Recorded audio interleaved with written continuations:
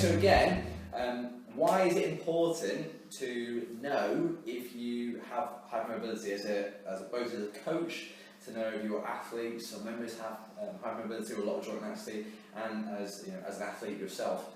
And I want to refer back to that sliding scale, sort of the sliding scale we were talking about before, but slightly differently. This time we're talking about a sliding scale between mobility and stability. And what I mean by that is that the further you get away, the further you get towards mobility on this side, so this is the people we're talking about now, the hypermobile lot, the Bendy Brigade, and stability being back here, the less stability you have, the further you are over here. And likewise, the opposite is true to come over here. So you could think of this crew as being a lot of the elite level gymnasts and dancers and ballerinas who can bend their knees beyond into loads of hyperextension, that kind of stuff, to be able to do the splits and those kind of things. They are getting that large amount of mobility for a reason, but it just means that they sacrifice in terms of stability. The hypermobility of this amount of range of motion is a great thing and it's a bad thing. It's a bit of a double-edged sword in that it can allow you this really great ease to get into a lot of positions and movements that maybe a lot of other people struggle to do. But the important thing is, just because you can get there doesn't mean you have the prerequisite stability or that you're safe to do so. In fact, oftentimes people go into doing these movements that require a high level of dynamic stability, and they just don't have it.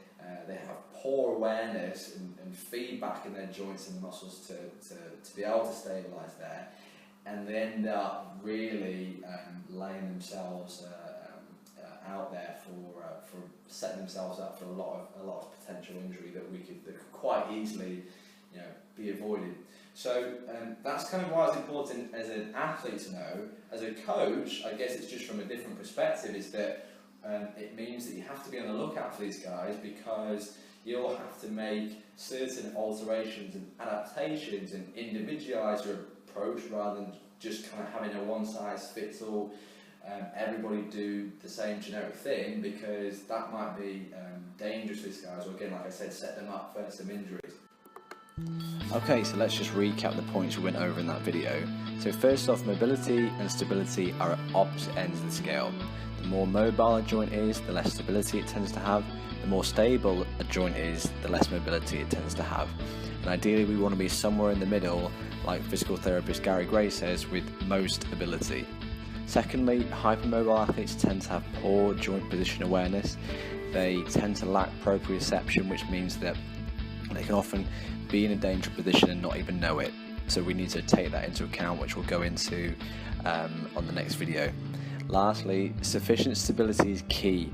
Just because an athlete can get into a position doesn't mean they have the prerequisite stability to be able to do so safely. So we need to check this, and that is something we'll go through in the next video. Hello, thanks very much for watching the video.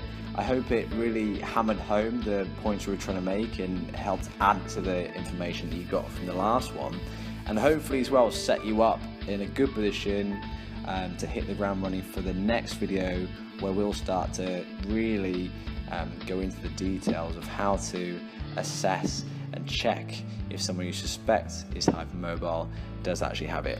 So thanks again, and hopefully see you there.